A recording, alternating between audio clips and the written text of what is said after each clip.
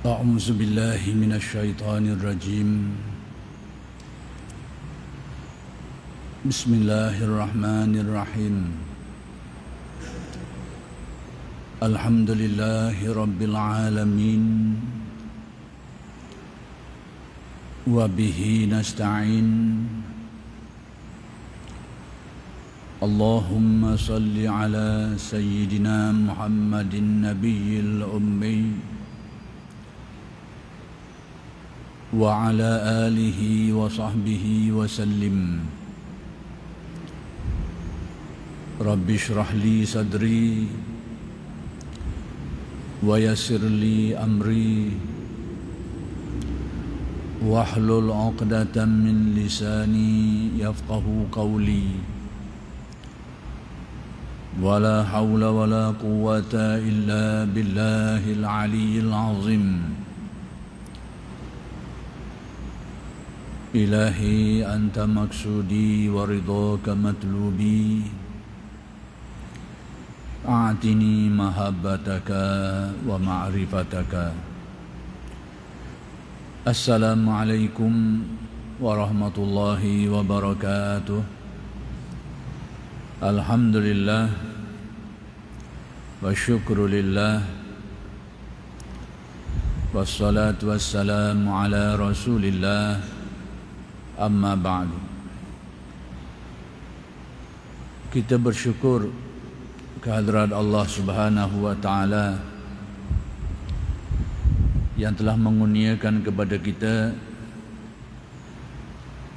hidayah dan taufik dan nikmat-nikmat-Nya yang lain yang begitu banyak, zahir dan batin. Mudah-mudahan segala nikmat-nikmat itu sentiasa dikurniakan kepada kita dan dijadikan kita ini orang-orang yang bersyukur terhadap nikmat-nikmat yang dikurniakan itu, dan ditambah lagi sebagai janji yang dijanjikan Allah kepada orang-orang yang bersyukur terhadap nikmat-nikmat yang diberi. Jadi pada malam ini insya-Allah akan diteruskan lagi pengajian kitab Futuh Al-Ghaib karya Syekh Abdul Qadir Al-Jailani Qaddasallahu sirrahu.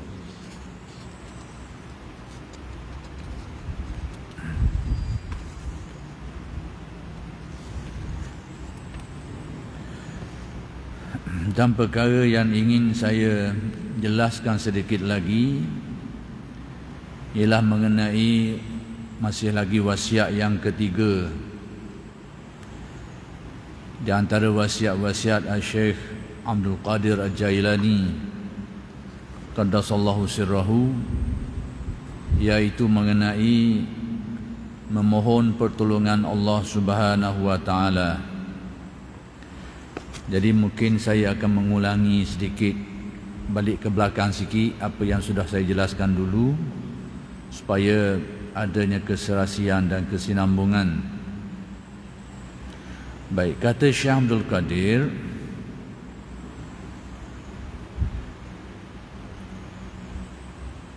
pada tahap ini ia akan menduduki hakul yakin, yakni keyakinan yang hak, yang tinggi. Baik, keyakinan tentang apakah itu? Jadi Syekh Abdul Qadir telah menjelaskan kepada kita sebelum ini tentang step-step ataupun langkah-langkah yang perlu kita lalui dalam usaha kita untuk memohon pertolongan Allah Subhanahu wa taala. Dan di antara langkah-langkah awal itu lebih kepada melibatkan usaha kita dan juga melibatkan kita minta pertolongan dengan orang lain yang dikira sebagai sebab yang boleh menyampaikan kepada maksud, dan tindakan itu tidaklah dikira sebagai perkara yang dianggap syirik yang menyekutukan Allah dengan yang lain. Jadi sesuatu yang lain daripada Allah Ta'ala itu kita minta pertolongan dia tu atas keyakinan yang benar, berasaskan kefahaman dan keyakinan yang benar, iaitu pertama sekali bahawa tidak akan berlaku sesuatu itu kecuali dengan kudrat dan iradat Allah. Itu dasar keyakinan yang perlu ada bagi orang yang nak minta pertolongan dengan makhluk sebagai sebab musabab. Yang kedua, dia mengetahui bahawa sebab musabab ini adalah sekadar sebab musabab saja, dan kita diharuskan untuk mengambil kira dan menggunakan sebab musabab ini. Jadi sebab musabab yang diharuskan itu sudah tentulah sebab musabab yang diharuskan oleh syarak. Jadi kita boleh minta tolong dengan makhluk atas keyakinan itu. Pertama sekali mesti ada keyakinan tauhid kepada Allah, bahawa tidak akan berlaku sesuatu perkara itu kecuali dengan kudrat dan iradatnya. Itu biar ada dalam keyakinan. Yang kedua, kefahaman kita tentang makhluk itu sebagai wasilah, sebagai sebab yang diharuskan. Jadi bolehlah kita mengambil kira sebab musabab. Maka Syekh Abdul Qadir menyebut dan mengajarkan kepada kita antara langkah awal untuk kita menyelesaikan masalah kita ni, boleh kita minta tolong orang, minta tolong kepada makhluk atas dasar sebab musababnya yang diharuskan oleh syarak.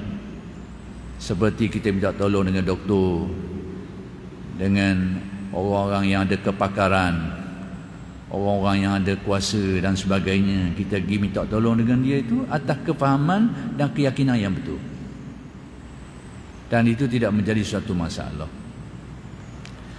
Cuma sementara saya ingat ini, saya nak jelaskan satu perkara yang perkara ini mungkin jadi keliru sikit lah,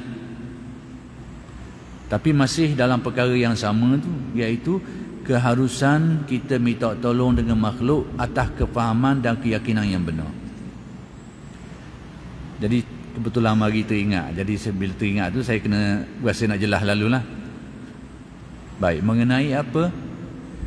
Mengenai isu yang sebenarnya isu ini sudah lama disebut-sebut, tapi dia tergelang timbul.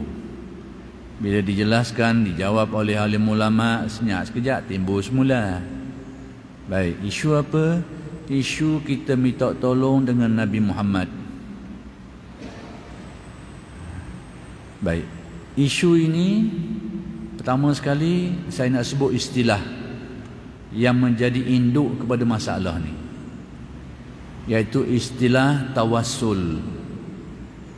yakni kita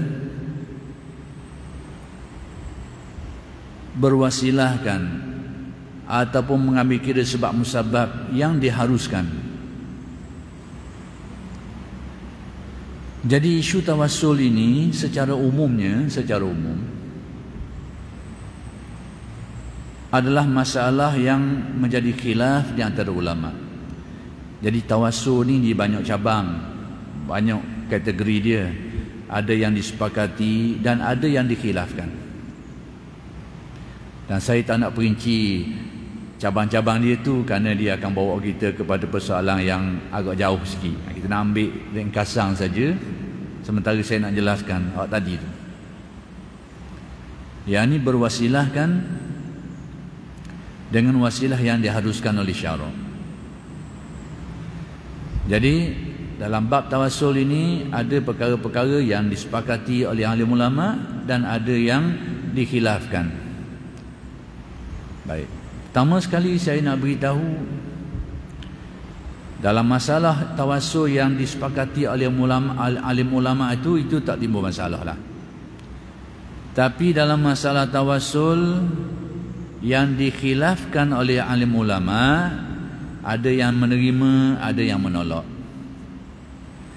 Baik, bila sesuatu masalah itu masalah yang dikhilafkan oleh alim ulama sehingga ada yang terima dia, ada yang tolak, maka dia persoalan ni dia melibatkan sama ada betul atau salah, tepat atau tidak, dan tidak melibatkan iman dan kufur. Jadi kalau ada orang berbeza pandangan daripada pandangan yang lain tu, maka dia tidak melibatkan masalah hak tadi iman, hak ni kufur, hak tadi betul sah iman, hak ni salah rosak iman. Tidak, dia tak melibatkan iman dan kufur, sebab masalah khilaf di antara alim ulama ni. Jadi masalah tu melibatkan mana hak lebih tepat, mana kurang tepat, mana hak betul, mana hak mungkin salah, mana yang boleh diterima, mana yang tidak diterima. Itu saja. Dia tidak melibatkan iman dan kufur. Baik, saya terus nak pergi ke masalah yang khusus tadi tu, minta tolong dengan Nabi Muhammad. Baik, minta tolong dengan Nabi Muhammad, saya nak menjelaskan dari sisi alim ulama yang mengharuskannya. Itu jadi saya nak jelas dari sudut itu, alim ulama yang mengatakan harus melakukan itu. Apa dalil mereka itu? Baik, perkara asas yang perlu kita faham seperti yang saya sebut tadi, bahawa bila kita nak berwasilah ni, mengambil kira sebab musabab ni, kena ada perkara yang saya sebutkan tadilah. Pertama, kena ada keyakinan tauhid yang jelas, kefahaman dan keyakinan tauhid yang jelas. Yang kedua, kefahaman dan keyakinan tentang status sebab musabab tu. Bila kita ada faham, ada kefahaman dan keyakinan dua perkara itu, maka haruslah kita mengambil kira sebab musabab. Sekiranya kita tidak ada kefahaman dan keyakinan itu,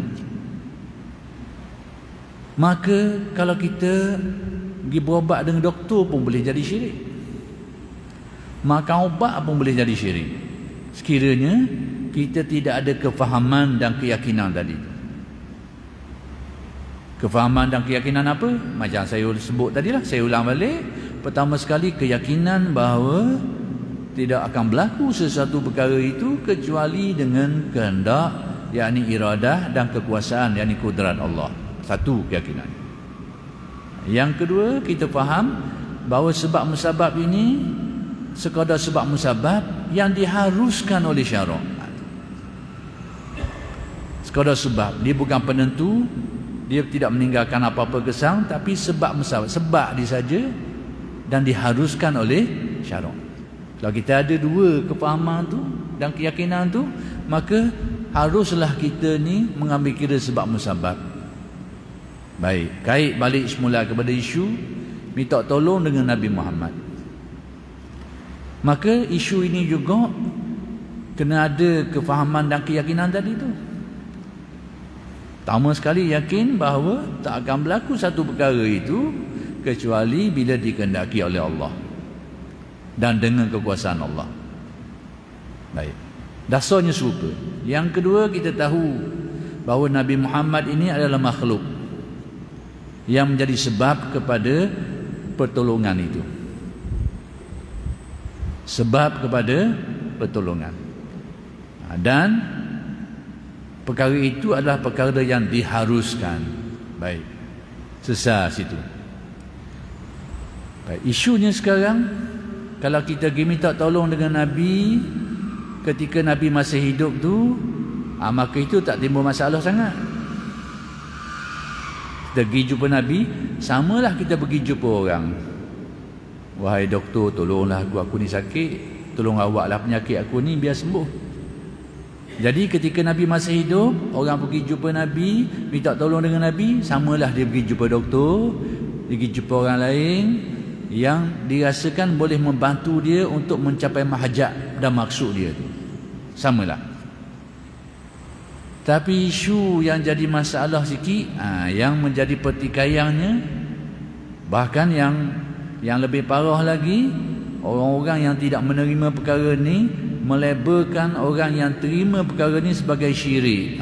Itu yang kita dah nak dengar.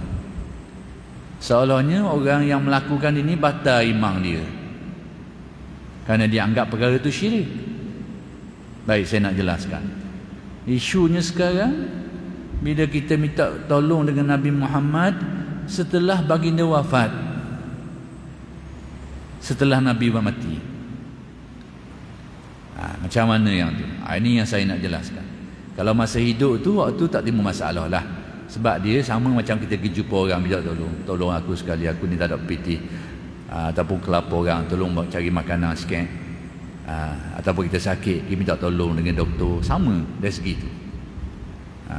Minta tolong dia usahakan, dia pun usaha juga, berwasilah juga. Sama ada dia usaha, dia tolong berdoa kita, tak kira lah.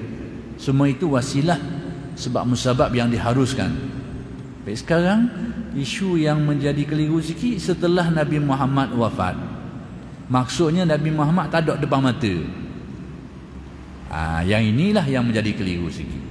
Baik, seperti yang saya katakan tadi, saya nak menjelaskan perkara ni dari sudut orang yang menerima masalah ni, yang mengatakan harus dan boleh buat gitu tu. Atas dasar apa? Atas dalil. Dasar jelas dah. Pertama sekali dia kena ada tauhid, keyakinan tauhid, kefahaman dan keyakinan yang betul. Dasar jelas. Tapi dalil. Sekarang masalah dalil. Orang yang kata boleh tu dalil apa? Baik, pertama sekali saya nak beritahu bahawa kita jangan beranggapan orang yang sudah mati ni dia macam ikan beku yang duduk dalam peti tu. Tak ada fungsi apa-apa, beku. Kata orang beku, kerah kejung. Jangan anggap macam tu. Bahawa orang yang mati ni dia berpindah alam je. Berpindah alam. Daripada alam dunia ke alam akhirat, alam barzakh. Jangan anggap bila dia mati kau macam ikan beku senyap duduk dalam peti kerah kejung. Jangan. Baik, saya nak beri pencerahan sikit. Kita semua tahu bahawa setiap kali kita semayang dalam tahiyat tu kita beri salam ke Nabi. Assalamualaikum ayuhan Nabi. Setiap kali kita semayang, itu adalah bahasa percakapan. Selamat sejahtera, salam sejahtera ke atasmu ya Rasulullah. Seolahnya kita bercakap dengan Nabi secara berdepan. Baik, apa penjelasannya? Riwayat menyebut bahawa salam kita ni sampai kepada Nabi dan Nabi menjawab salam tu. Salam kita tu disampaikan kepada Nabi, disampaikan oleh malaikat, dan Nabi jawab salam tu. Nabi menjawab salam itu. Maka di alam barzah lah, di alam barzah. Maksudnya masih wujud hubungan antara manusia yang hidup ini dengan yang sudah mati, terutamanya dengan Nabi Muhammad sallallahu alaihi wasallam. Bahkan kalau kita nak tengok kepada hidup yang lain, kita sendiri dengar dalam riwayat bila seseorang yang mati itu dikuburkan, ditanam. Bila dia balik ni, si mayat tu dengar topok kaki tu, dengar topok kaki orang balik tu, dengar. Maksudnya bahawa mati tu berpindah keadaan saja, berpindah ke alam lain. Masih dengar orang jalan topok kaki tu lari balik, pak ni. Si mayat tu dengar. Nak kabarnya bahawa jangan kita anggap dia macam ikan beku. Baik, itu satu dengan Nabi Muhammad. Ada tak di antara sahabat-sahabat yang buat macam tu? Persoalannya, ada tak sahabat-sahabat yang buat macam tu? Ada. Pertama sekali, sebelum sahabat ni, saya nak beritahu Nabi Muhammad sendiri pernah mengajarkan. Nabi sendiri. Apa yang Nabi ajar? Ada seorang yang buta ni yang mengadu pada Nabi tentang masalah kesusahan buta dia tu. Dia minta Nabi tolong usahakan, tolong doakan ke dia. Tapi bagaimana Nabi suruh dia? Nabi ajar ke dia suatu amalan, suruh dia buat. Pertama sekali Nabi suruh dia berwudu, ambil air semayang dan sempurnakan wudu itu. Lepas tu Nabi suruh dia bersolat, solat ajak lah, dan berdoa dengan satu doa yang diajar oleh Nabi. Doa Nabi inilah yang saya nak jelaskan. Apa isi kandungan doa Nabi yang Nabi ajar ni? Baik, pertama sekali doa yang Nabi ajar, suruh orang ni amalkan. Pertama sekali minta dengan Allah Ta'ala, Allahumma inni as'aluka wa atawajjahu ilaika binabiyyika Muhammadin sallallahu alaihi wasallam nabiyyir rahmah. Satu, maksud dia, ya Tuhanku, aku bermohon kepadamu, aku minta kepadamu ya Allah. Itulah hak hakikinya, hak sebenarnya. Aku minta kepadamu ya Allah, dan aku bertawajuh, yakni aku menghadapkan diriku kepadamu itu dengan berwasilahkan, dengan berperantarakan Nabi Muhammad sallallahu alaihi wasallam, Nabi pembawa rahmat. Jadi aku minta kepadamu ya Allah dengan wasilah Nabi Muhammad. Satu yang Nabi ajar. Baik, lepas tu apa lagi kalimah yang Nabi ajar? Ya Muhammad. Nabi suruh dia panggil nama Muhammad tu. Nabi ajar gitu ke dia. Panggil nama Nabi Muhammad. Ya Muhammad, inni atawassalu wa atawajjahu bika ila rabbi lituqda hajati. Wahai Muhammad. Nabi suruh dia sebut, orang ni sebut. Wahai Muhammad. Sudah tentu benda ni di belakang Nabi Muhammad lah. Sebab Nabi ajar suruh dia ambil wuduk dulu, semayang, lepas tu baca doa ni. Apa maksud kata-kata tadi? Wahai Muhammad, aku berwasilahkan, berwasilahkan denganmu, dan aku menghadapkan diriku, yakni hajatku kepada Allah dengan wasilah dirimu ini, supaya ditunai hajatku. Jadi dia sebut cara dia, ya Muhammad, wahai Muhammad. Seolahnya wahai Muhammad, tolonglah doa aku. Aku berwasilahkan denganmu ni supaya hajatku ditunaikan Allah. Itu maksud. Jadi satu, itu Nabi sendiri aja. Dan dikatakan, diriwayatkan, setelah melakukan ini, si buta ini dikembalikan pelihatannya oleh Allah. Baik, kemudian berlaku di zaman selepas tu, zaman Khalifah Sayyidina Uthman, ni zaman selepas tu pula. Itu nak cerita sejarah. Berlaku di zaman selepas tu pula, iaitu zaman Khalifah Sayyidina Uthman radhiyallahu anhu. Jadi pada waktu itu ada seseorang yang berhasrat nak pergi jumpa Nabi, nak pergi jumpa Sayyidina Uthman. Sebab Sayyidina Uthman masa tu jadi khalifah. Tapi kita tahulah khalifah ni kesibukan dia tu, dia sibuk. Jadi bila ada seseorang ni nak pergi jumpa Sayyidina Uthman, tak ada kesempatan, tak ada ruangan, tak boleh nak jumpa. Akhir sekali baliklah dia dengan kecewa, kerana tak jumpa Sayyidina Uthman untuk menyatakan hajat dia tu. Tak sampai hajat lah.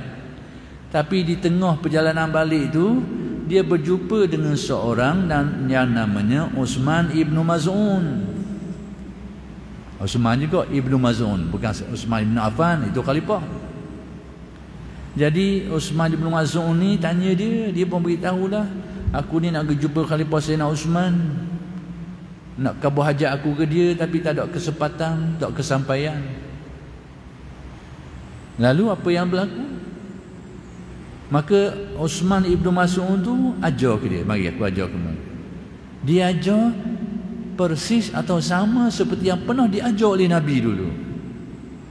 Kata mau ambil air semayang, mensempurnakan wudukmu itu, yang ambil wuduk dengan yang fardu, anggota yang wajib, yang sunat, sempurnakan. Lepas tu kau bersolat, yang salat hajat, dan baca doa ni.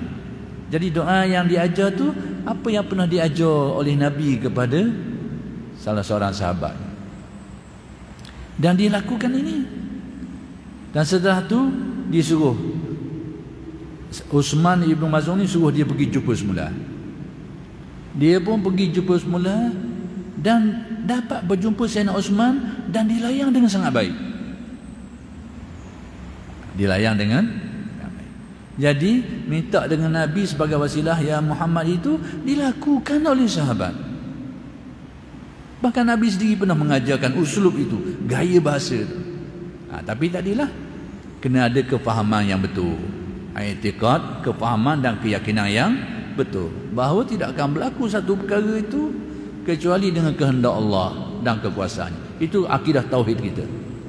Cuma yang ni wasilah yang diharuskan. Macam mana kita nak tahu diharuskan atau tidak? Tengok ada dalil ke tak? Ada dalil atau tidak? Baik. Yang kedua, di zaman Khalifah Sayyidina Umar, ni zaman Sayyidina Umar pula, sebelum tu lagi lah, apa yang berlaku? Kemarau panjang, kemarau berat kemarau ni. Lalu adalah seseorang tu, riwayat tidak sebut nama tu, tapi dalam huraian-huraian alim ulama kenal orang ni siapa dia. Saya sebut fakta ni sebab ada orang dia cuba nak tolak riwayat ni, dia kata tak munasabah orang ni tak tahu seorang lelaki datang siapa dia. Sebenarnya ulama-ulama kenal pasti siapa orang ni, cuma periwayatan tu tak sebut nama dia. Ada seorang lelaki ni, nama dia sebenarnya Bilal bin Haris Al-Muzanni. Orang lelaki itu tu. Siapa dia? Bilal bin Haris Al-Muzanni, orang yang diamanahkan untuk jaga harta zakat oleh Sayyidina Umar. Maksudnya orang yang dipercayai. Baik. Jadi seorang lelaki ni datang ke mana? Datang ke kubur Nabi. Datang ke kubur Nabi. Lalu apa yang dia buat? Dia macam berbicara dengan Nabi, ya Muhammad, wahai Muhammad, sesungguhnya umatmu ini, umat engkau ini hampir-hampir binasa dah. Sebab apa? Kemarau panjang. Istasqi liqaumik innahum qad halaku. Tolonglah ya Muhammad, tolong minta doa kepada Allah supaya diturunkan hujan. Jadi kita minta tolong Nabi Muhammad sebagai wasilah supaya Nabi minta doa dengan Allah, dengan berkat dia, dengan mustajab dia tu, mudah-mudahan itulah. Jadi kalau kita ada kefahaman yang betul macam ni, tak ada lah masalah. Masalah tu timbul bila kita tidak faham perkara ni dan mempertuhankan Nabi Muhammad, barulah. Tu dia. Lepas tu saya jelaskan benda ni supaya tak timbullah isu bila ada orang buat macam ni dituduhnya sebagai syirik. Tak mau pakai, sudahlah. Tak payah pakai-pakai. Cuma saya nak kabur orang yang lakukan itu, dia ada kefahaman, dia ada dalil dia. Kita nak kabur gitu. Jadi dia kata istasqi liqaumik. Nabi mati dah dalam kubur, pergi kubur Nabi. Tolong minta lah, minta Allah turunkan hujan untuk kaum, untuk umatmu wahai Muhammad. Mereka ni qad halaku, rosak dah, punah dengan erti hampir-hampir binasa kerana kemarau panjang. Baik, apa yang berlaku? Bila dia balik, dia bermimpi jumpa Nabi. Dia bermimpi jumpa Nabi. Dalam mimpi itu Nabi suruh dia pergi jumpa Khalifah Sayyidina Umar dan suruh menyampaikan sesuatu. Antaranya suruh sampaikan salam dan pesan-pesan tertentulah. Jadi dia pun pergi jumpa Sayyidina Umar, beritahu pesan Nabi dalam mimpi itu. Sayyidina Umar mendengar perkara itu, menangis dia. Pertama sekali dia terasa Nabi masih beri perhatian ke dia. Tu hak dia sebut sangat. Maksudnya dia jadi khalifah, tapi Nabi beri perhatian, tolong peringat ke dia supaya jaga ni. Maksudnya Nabi masih beri perhatian ke dia. Jadi dah setelah Sayyidina Umar mendengar perkhabaran cerita orang ni, Sayyidina Umar tidak ingkar. Dan kita tahu Sayyidina Umar ni, dia sifat dia panggil Al-Faruq. Al-Faruq ni tegah. Kalau salahnya kerak lalu. Itu perangai Sayyidina Umar. Al-Faruq, pemisah antara hak dan batil. Dia tak akan kompromi dengan lebih-lebih lagi yang melibatkan syirik. Tapi dalam kes yang melibatkan lelaki ni, Sayyidina Umar akur. Dia tak kata salah apa yang dibuat itu. Maka di sinilah ulama mengambil dalil harus melakukan seperti itu. Tapi dengan syarat tadilah, kena ada kefahaman yang betul, kefahaman dan keyakinan yang betul. Kalau tak ada kefahaman, tak ada keyakinan, bukan saja buat gitu tak boleh, dia ambil makan ubat pun jadi syirik.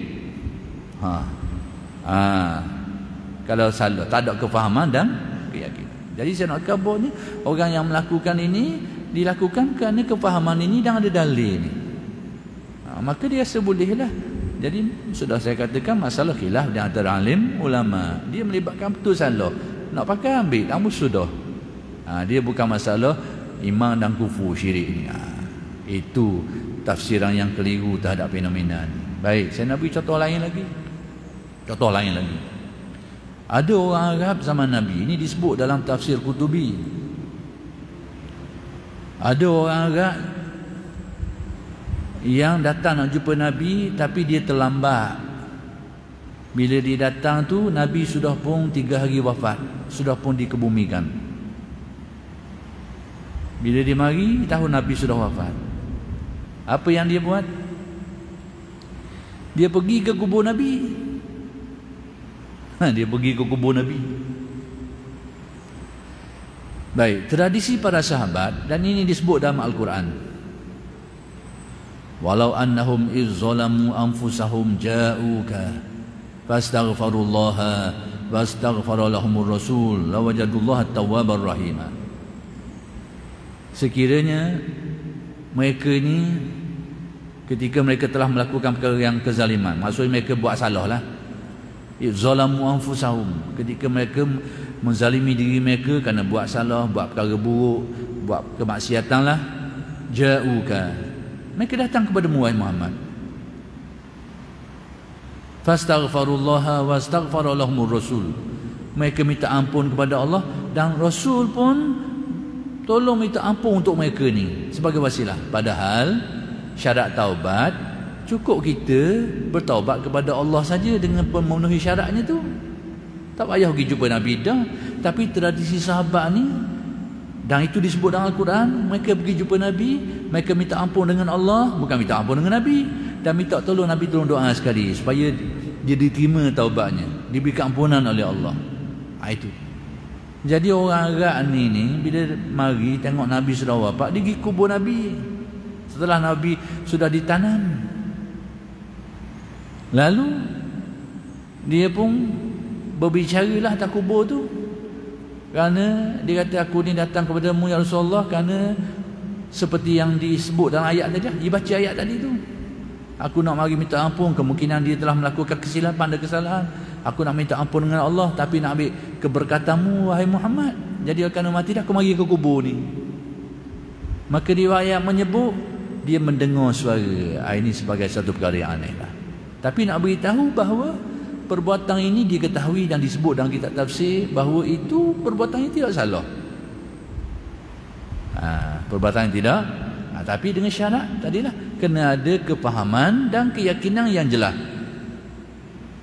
Jadi saya sengaja jelaskan malam ni supaya tak timbul isu bahawa ni ada orang sebarkan video, jadi sebut ya Muhammad ni tolonglah aku ni dianggap sebagai syirik. Inilah bendanya. Jadi saya nak jelaskan, orang nak pakai pendapat tu pakailah, tapi orang yang melakukan ini, inilah sandaran dia. Dia kena ada kefahaman dan keyakinan, dan itulah dalil-dalil yang ada antara dalilnya. Jadi tak seharusnya lah, tak sepatutnya lah melibatkan iman dan kufur masalah ni. Kecuali orang yang sebut ya Muhammad, dia ada keyakinan tentang ketuhanan Nabi Muhammad tu, barulah melibatkan iman atau kufur. Tapi kalau dia faham dengan kefahaman yang betul, keyakinan yang betul, perbuatan itu tidak salah kerana ada dalil ni. Itu yang perlu saya jelaskan. Baik.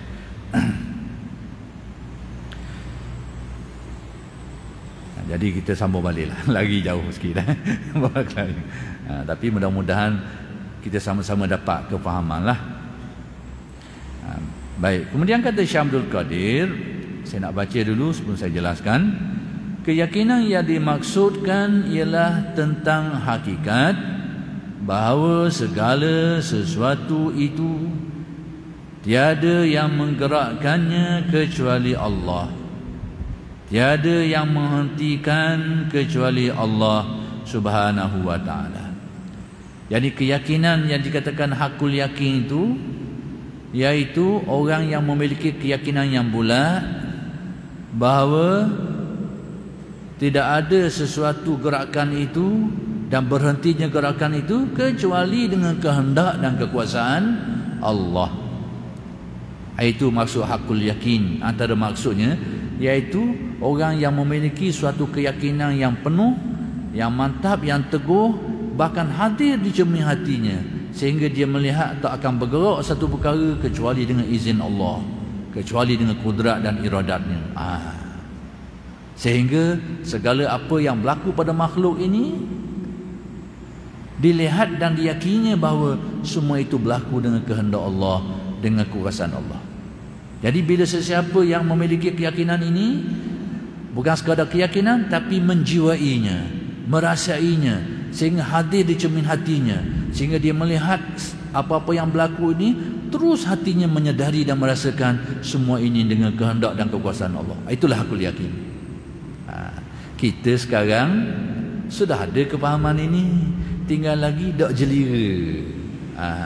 Kita tahu bahawa tidak akan berlaku satu perkara kecuali dengan kehendak dan kekuasaan Allah. Kita sebagai seorang yang Muslim, seorang mukmin, kita belajar akidah, kita tahu perkara ni. Tapi beza kita dengan orang yang sampai ni, kita ni benda ni tak jelira dalam hati kita, tidak mari. Bila berlaku apa-apa, ia lupa, tidak mari ingatan tu. Tu beza kita. Tapi bila orang tanya balik, perbuatan ni, berlaku kejadian ni, kehendak siapa? Kita akan jawab kehendak Allah, kekuasaan dia, kehendak dia. Jawapan kita betul. Tapi masa tanya berlaku tu, bagi tak ingat, tidak mari. Itu beza kita. Jadi yang dikatakan sampai ni, keyakinan tadi sudah menjiwai hati dia, tertanam teguh, sehingga menjadi pandangan batin dia, sehingga dia lihat saja kejadian Allah. Kita mungkin tak tahu lagi tu. Itu maksudnya. Tiada kekayaan dan kemiskinan kecuali Allah yang menghendakinya. Demikian juga kekayaan, kemiskinan, sehat, sakit, untung, rugi, hidup, mati, berjaya, gagal dan sebagainya, semua perkara tertakluk dengan kehendak dan kekuasaan Allah, dan tidak akan berlaku kecuali dengan keizinan dia, dengan takdirnya. Jadi bila keyakinan, kefahaman ini mula meneguh ke dalam hati, sehingga menjadi pandangan batin dia, sehingga dia melihat kejadian ini terus terhubung dia dengan Allah Ta'ala, itulah hakul yakin, sebahagian dari cabang hakul yakin. Bahkan pada waktu itu dia tidak lagi melihat kepada sebab musabab. Bila dia tidak lagi pandang kepada sebab musabab, dia lihat kejadian semata-mata dengan kehendak Allah, dengan kekuasaan Allah, maka itulah yang dikatakan hakul yakin.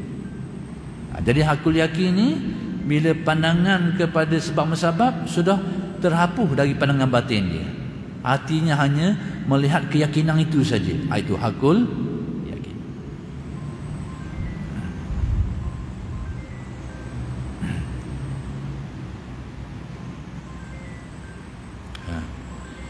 Di hadapan Allah,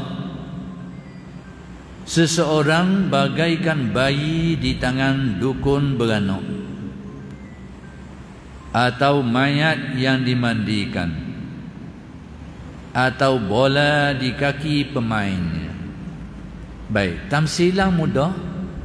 Orang yang mencapai darjah ini, kedudukannya iaitu seumpama bayi yang berada pada bidang yang sedang sambut bayi itu. Bayi itu tak ada apa-apa, semata-mata atas bidang tu je.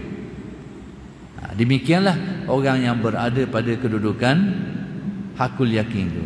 Dia sudah hilang daya upaya dirinya dan makhluk, semata-mata kerana terlalu yakin, terlalu kuat keyakinan dan ingatan kepada kehendak, kekuasaan dan takdir ketentuan Allah.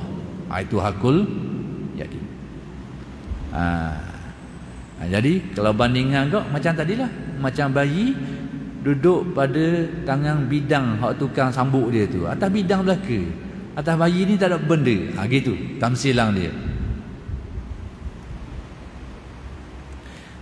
Kalau kita ni sakit, Orang mari tolong separuh-separuh, kita gerak sikit, tapi orang tapu sikit, tu tamsilan tak jadi. Ni bayi tak ada benda ni, semata-mata atas bidang dia tu, kona-kona pun.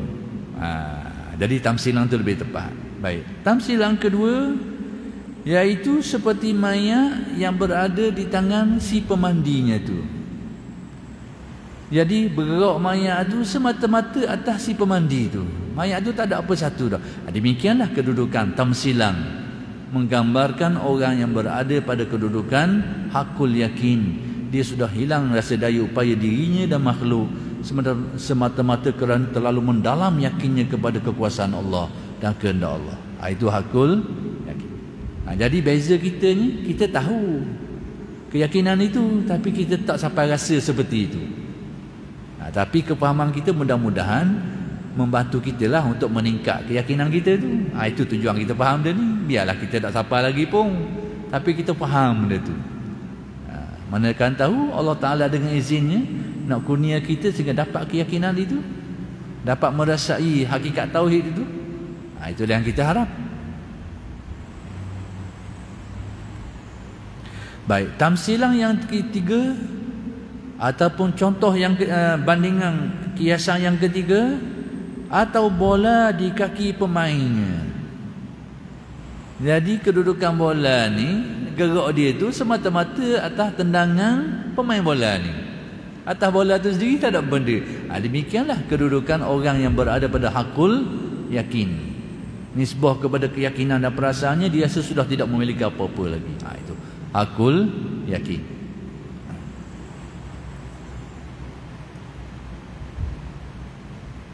Jadi hakul yakin ini dia melibatkan keyakinan dalaman. Adapun perbuatan harian ni, maka dia samalah seperti orang lain. Sekiranya dia ini orang yang waras. Waras dengan erti akal dia kuat, kecuali dia merupakan seorang yang majzub. Ini istilah tasawuf. Orang yang akalnya tu padang sekejap, gelap sekejap kerana keyakinan dia tadi tu, keyakinan yang kuat tadi tu menyebabkan akal dia terpadam sekejap. Itu orang panggil majzub. Tu tak boleh nak buat bandingan, tak boleh nak buat ukuran. Tindakan dia tu mungkin tak waras lah. Tapi kalau dia seorang yang mustaqim, orang yang waras, keyakinan itu tetap ada, tapi akal dia waras. Akal lah yang mengatur tindakan dia ni. Tapi keyakinan tadi tetap yakin, tetap bulat.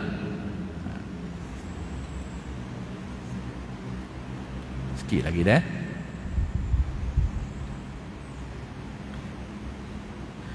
Tak kuasa apapun kecuali kehendak Allah Subhanahu wa taala. Yani orang yang berada pada darjah ni, dia betul-betul merasai tak ada daya upaya lagi dah, kecuali kekuasaan Allah semata-mata, kehendak Allah semata-mata. Diri dia, makhluk lain sudah terbuang dari rasa dia tu, kerana keyakinan tu terlalu kuat dalam diri dia.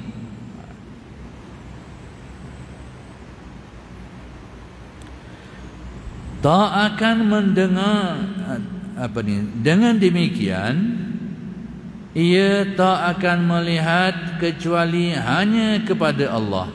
Baik, apa erti yang ini? Apa erti ungkapan dia tidak melihat kecuali hanya kepada Allah? Baik, antara makna dia, orang yang berada pada kedudukan ini, pertama sekali, dia tidak melihat kecuali dia meyakini, merasai bahawa dia melihat itu pun dengan kudrat dan iradat Allah. Dia boleh melihat itu pun. Boleh dia melihat ni, itu juga dengan kudrat dan iradat dan kurnia Allah ke dia. Satu. Yang kedua, dia melihat apa-apa yang diradai oleh Allah. Apa-apa yang tidak disukai oleh Allah, dia tidak melihat lagi. Dua. Itulah antara maknanya, bahawa dia tidak melihat kecuali hanya kepada Allah. Yakni dia melihat sesuatu, apa-apa yang diradai oleh Allah. Dan dia pula melihat tu dengan keyakinan bahawa dia melihat pun dengan kudrat dan iradat Allah. Itu dia. Yang ketiga, makna dia melihat tidak melihat kecuali hanya kepada Allah, bahawa dia melihat makhluk ini adalah cerminan yang memperlihatkan kepada sifat-sifat kesempurnaan Allah. Inilah kedudukan. Jadi maksud kata-kata di sini, orang ni dia tidak melihat kecuali hanya kepada Allah, merangkumi tiga makna tadi tu. Pertama sekali, dia sedar bahawa dia melihat ini tak dapat melihat kecuali dengan kehendak dan kekuasaan Allah. Satu. Yang kedua, apa yang dia lihat itu adalah apa-apa yang diharuskan dan diredai oleh Allah, yang dibenarkan oleh syarak. Yang ketiga, bahawa dia tidak melihat sesuatu kecuali sesuatu itu menjadi petunjuk, menjadi dalil yang mengingatkan dia kepada Allah. Contohnya bila dia tengok ada kejadian orang ni mati, terus dia teringat Allah Ta'ala lah yang mematikan. Inilah dalil bahawa Allah Ta'ala lah yang menghidup dan mematikan. Mana ni kejadian depan mata dia ni, Allah mati dah orang ni, hidup orang ni. Jadi kejadian itu menjadi cermin kepada dia untuk ingat, yang menggambarkan tentang sifat-sifat ketuhanan Allah. Inilah maksud. Jadi dia tengok apa saja kejadian yang berlaku pun, semuanya itu menjadi dalil, kalau bahasa mudah, ataupun menjadi cermin dia melihat kebenaran sifat-sifat Allah. Jadi alam ini menjadi dalil lah, ataupun dalam bahasa tasawuf menjadi cermin, yang mana menerusi cermin kejadian alam ni lah dia dapat melihat tentang rahsia-rahsia ketuhanan Allah Subhanahu Wa Taala. Baik, lagi akhir malam ni, tak akan mendengar kecuali hanya dari Allah. Apa maksudnya ini? Dia tak dengar kecuali sesuatu yang hanya datang daripada Allah.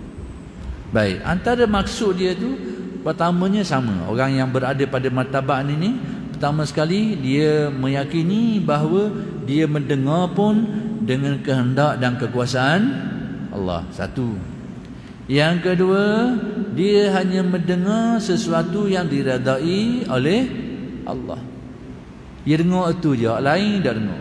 Apa-apa yang baik, apa-apa yang diredai oleh Allah, itulah yang didengar, lain tak nak dengar.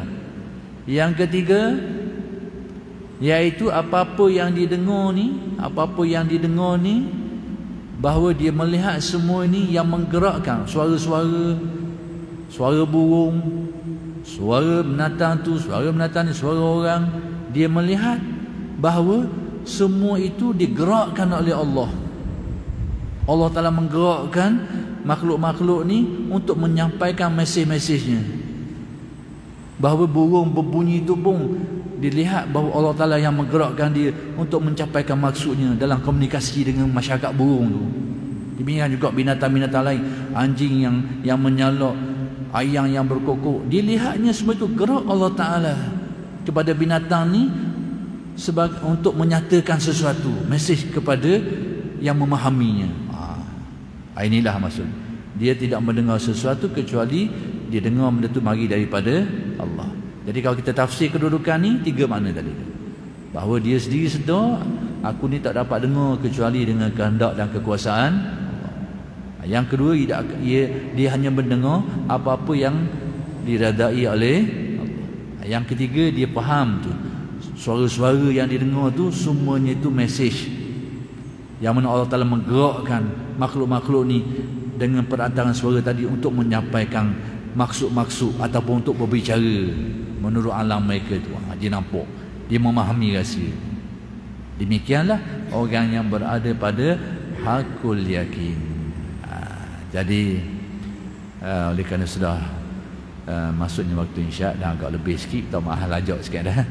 Nanti insya-Allah kita akan sambung lagi huraian-huraian mengenai nasihat Syekh Abdul Qadir ini pada kuliah-kuliah yang akan datang. Aqulu qauli hadza wa astaghfirullahal azim li wa lakum. Assalamualaikum warahmatullahi wabarakatuh.